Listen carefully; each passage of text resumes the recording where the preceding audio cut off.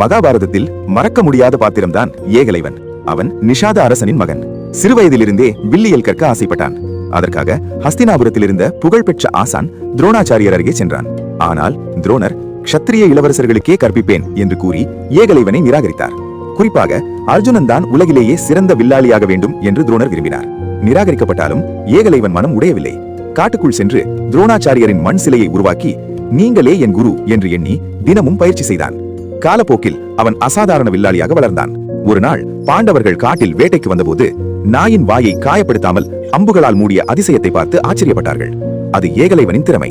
இதை கண்டு துரோணர் உன் குரு யார் என்று கேட்டார். ஏகலைவன் நீங்களே என் குரு என்று வணங்கினான். அப்போது துரோணர் குரு தட்சிணை கேட்டார். உன் வலது கையின் முதுவிரலை கொடு. சிறிதும் தயங்காமல் ஏகலைவன் தனது முதுவிரலை வெட்டி துரோணருக்கு கொடுத்தான். அதனால் அவன் வில்லியல் திறமை குறைந்தது. அவனின் திறமையை மதித்த துரியோதனன் அவனை தனது அணிக்கு அழைத்தான். அதனால் ஏகலைவன் கௌரவர் அணியில் சேர்ந்தான். குரு பக்தியின் சின்னம். ஆனால் தவறான அணியில் நின்ற வீரன் ஏகலைவன்.